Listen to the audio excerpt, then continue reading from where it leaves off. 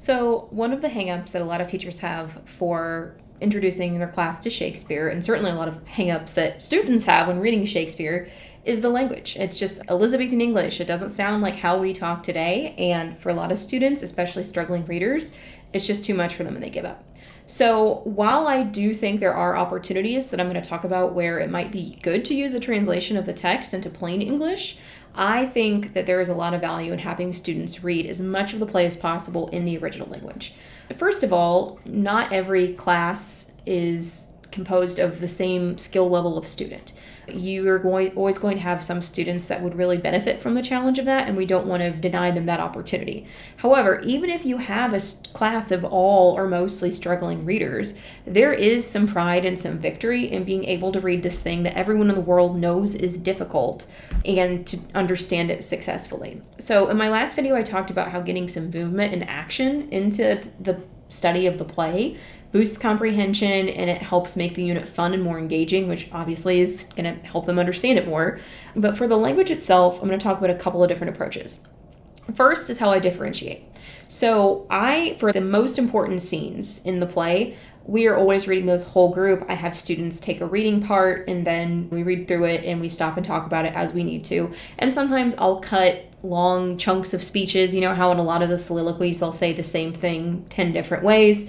We'll read maybe the first couple of ways and cut the last 8 or something like that. But we make sure we get the most important things and we talk about any cool things that are happening in the language.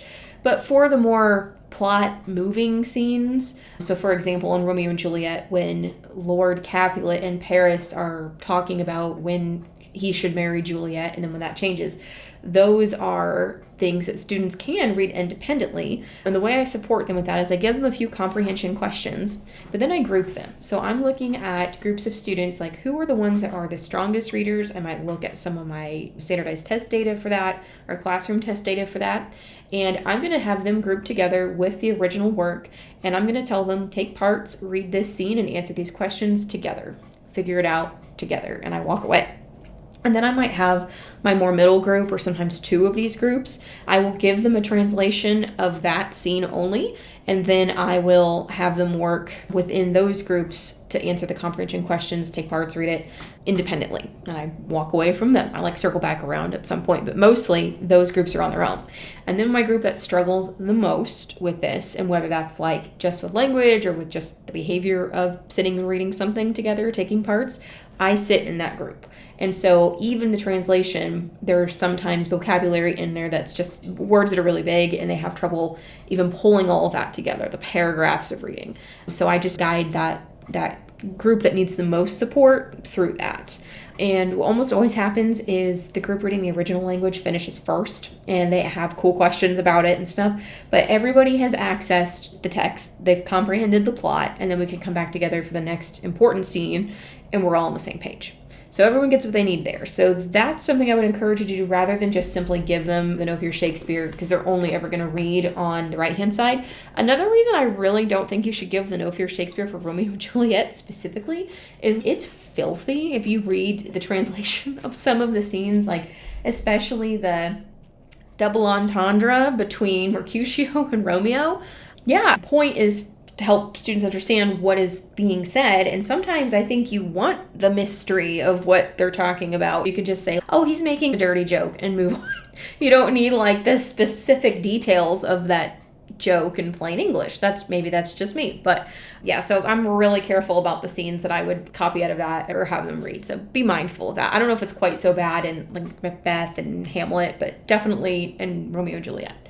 So the other thing that I do, especially with 9th graders, if I know that they're totally new to Shakespeare's language, and just the little words, like the adjective or the adverbs and the linking verbs, and some of the really simple words like I and nay, yes and no, I pre-teach those. And so I've got a 2 to 3 day activity that I do where I give them a fill-in-the-blank glossary.